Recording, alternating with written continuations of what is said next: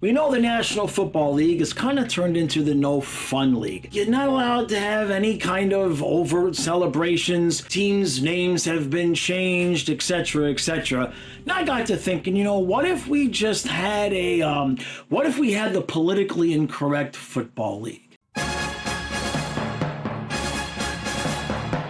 All right, so the easiest way to start is with the AFC East, and the easiest team to start with are the New England Patriots. At least I started off the first one with a politically correct name, the New England Colonizers. This actually is throwing a bone to those people who might be actually offended by the rest of the names. All right, so now we move on to the New York Jets. This one was pretty simple. What usually happens to the Jets? They crash and burn at some point during the season. What happens when a jet crashes? People die. So they are now the New York Deaths. I told you we're having fun. The Buffalo Bills are named after a guy nicknamed Buffalo Bill from way, way back when. Now, he was a showman amongst other things, but one of the things he was a scout for the Army in the Indian Wars, which basically means his job was either to track down, he's responsible for the deaths of a lot of Indians. I can't imagine making that any more politically incorrect. I can't wait till the Redskins people get a hold of this one. And last but not least in the AFC East are the Miami Dolphins, the first of 9 teams that are named after animals. Now, here's the thing. Dolphins, what do they have? They have a blowhole, right? And then I thought about it. Well, the Dolphins blow the season every year, but blowhole just didn't quite match the ambiance of Miami. I thought about it for a second. The Miami glory holes. Good luck with that imagery. All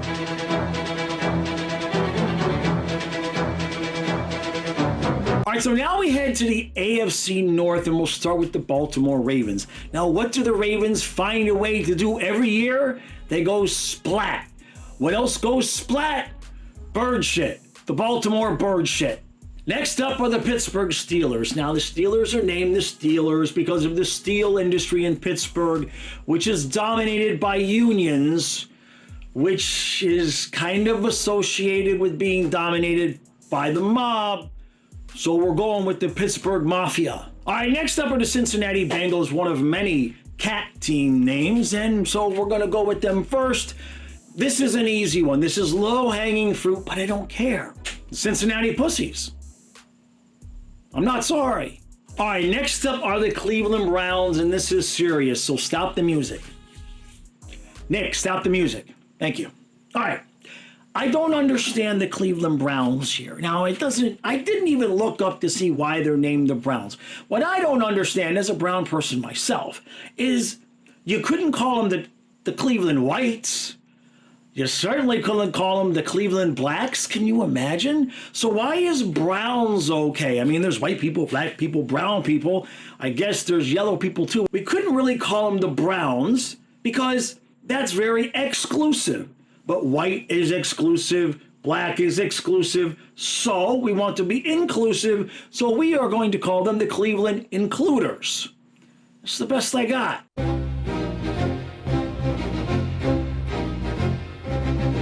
All right, so now we start with the AFC South and the Jacksonville Jaguars. Now, Jaguars are known for being nocturnal, loud, and always on the hunt. What stays up all night, makes a bunch of noise, and is always on the prowl?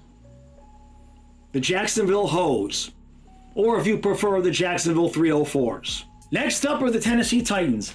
I'm not even going to lie. The name Tennessee Tits came immediately to mind, and as you know, I'm a man, and as soon as I even think the word tits, the brain stops working. All right, so now we get to the Indianapolis Colts, and most people think of Colts as a horse, and that is what is on the logo of the helmet, horseshoe. Anyway, the point is that a Colt is also a gun. We're supposed to be politically incorrect, right?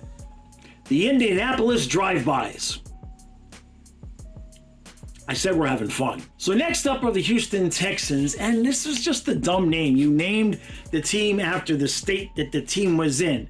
But when you get to what Houston is known for, there's NASA, but then Houston is also known as the oil capital of the world, the energy capital of the world. This makes sense. The Houston Climate Deniers, which works perfectly because we can talk about the week 1 matchup between the colonizers and the climate deniers.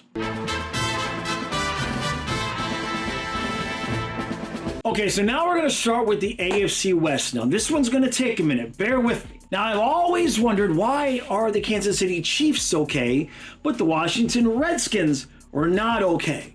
Then I looked up why the Chiefs are named the Chiefs, and it's worse than you might have even imagined. Bartle was a non-Native American who earned the nickname Chief as the founder of the tribe of Mick-Osay, a Boy Scouts honor camping society. While the name Chiefs was not a direct reference to Native Americans, the team's early promotional materials did rely on imagery and messaging that depicted American Indians in a racially insensitive way. So basically the Chiefs are named after the original cultural appropriator. So, the Kansas City Appropriators. Seems appropriate.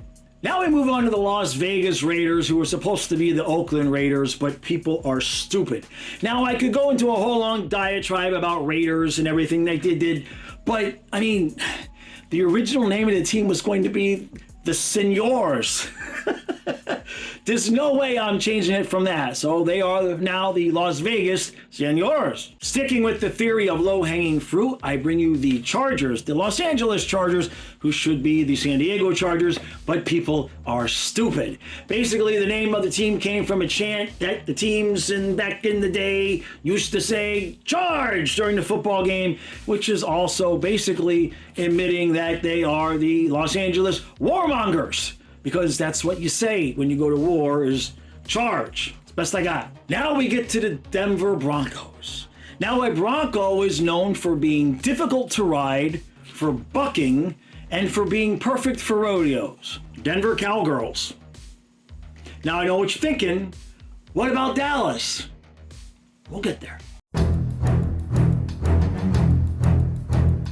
And here we are. The NFC East will start with the Dallas Cowboys. Now, Cowgirls is already taken by Denver. So they're going to be the Dallas Reverse Cowgirls. And when Tennessee plays Dallas, it will be the Reverse Cowgirls face the Tits. All right, so now we get to a couple that are pretty easy. First off, the New York Giants. What's the opposite of a giant? A midget. But then I thought that doesn't sound so good. The New York Little People. And now we get to the Washington Commanders. They're the Washington Redskins. That's all I got to say. And now we get to the Philadelphia Eagles, and I want to preface this by saying I don't live all that far away from Philadelphia, so nobody take this too personally. Now, an eagle, I'll tell you a true story. I was out on my kayak one time, not so long ago, and I'm fishing in that direction. And in this direction, about 5 feet from a damn kayak, came a bald eagle, splashed down into the water, and flew out of the water with the biggest damn bass I had ever seen, at least that day. And I thought to myself, you fucktard. And then I read up on eagles, and apparently that's what they do. They steal other birds' fish. Now, they stole my fish, not a bird, but he still stole my fish. So, the Philadelphia fucktards seems about right. Now we hit to the NFC North and the Green Bay Packers. Now, the Green Bay Packers got their name in 1919 from the Indian Packing Company. Now, their fans are called Cheeseheads. And the best I could come up with are the Green Bay Cheddar Chiefs. It's not bad. Now we get to the Detroit Lions. Don't you think Dan Campbell maybe looks or maybe acts a little bit like Rob Reiner, otherwise known as Meathead from All in the Family? For those of you who are under the age of 50, you might not know what the hell I'm talking about, but that's a different story. We're going to go with the Detroit Meatheads, and if you're sensitive to these types of things, do not watch any All in the Family reruns. Now, next up are the Chicago Bears. But when I researched what are Bears known for, I kind of got something a little bit interesting. So I'm going to give them the nickname that applies to what I found they were most known for, surprisingly. The Chicago Disembowelers. Now next up are the Minnesota Vikings, and this one was a little bit difficult because when I researched Vikings, I found two very different stories. On one hand, they were pillaging and plundering and doing all sorts of horrible things. And on the other hand, some of them just kind of wanted to barter and trade and stay at home and take care of the kids and make lollipops and smell the flowers. So they were two very, very different people. And when I looked that up, that's apparently called dissociative identity disorder. So we are going to call them the Minnesota Dids.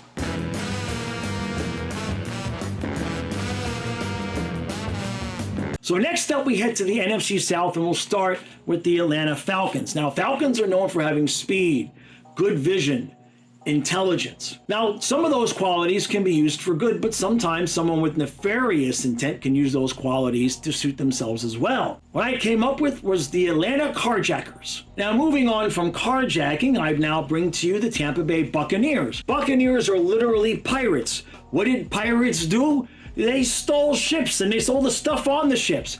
So while Atlanta's carjacking, the Tampa Bay Shipjackers. And now we get to the New Orleans Saints. You know, there's jazz in New Orleans. And what does jazz involve? Horns and trumpets, and it's all the horns, right? And then I thought about, well, Sean Payton was the coach of the Saints, and he's kind of an arrogant prick. And I wrapped it all together, and what I got are the New Orleans Blowhards. Wait, hold on. Buddy, how are you forgetting the one team that has the same name as your favorite hockey team? You dumbass. Well, anyway, Panthers fans, I'll make this one pretty easy for you, all right? So what's your team's mantra? Keep pounding. So I give you the Carolina Prison Pounders. You're welcome. And we're going to finish up with the NFC West. We'll start off with Arizona Cardinals. This was easy. Cardinals are red. What else is red? The Soviet flag. The Arizona Soviets. So they're the LA Rams. Now, a ram is not a goat. A ram is a sheep. What controls sheep? Dogs. Okay. What is a ram known for? They've got their big horns, right? So, what is LA known for? It's kind of, next to Vegas, one of the sin capitals of the world, right? So, the LA Horn Dogs. Next up, we come to the Seattle Seahawks, which apparently a Seahawk is actually an osprey. An osprey are known for sneak attacks. They're ambush predators. They're going to sneak up on you. So this was pretty easy. The Seattle Chicken Shits. And lastly, we come to the San Francisco 49ers, and this is really going to piss some of you off if you live in San Francisco. Now, 49ers are known because of the gold rush, and everybody went there prospecting for gold. I hate to do this to you, San Franciscoans, but there's nothing worse that I could call you than the San Francisco Capitalists, which definitely means when San Francisco plays Arizona, it's the Capitalists versus the Soviets. Now, do me a favor. If you've made it this far, leave a comment on what you think your favorite matchup would be. Now, for me, it's definitely reverse cowgirls facing the tits, because that imagery, well, if you're a reverse cowgirl and you're facing tits, that means you follow what I'm saying. Well, let me know what your favorite one was. I hope you enjoyed this. Hit that subscribe button if you did. And if you didn't and you were offended, well, fuck you.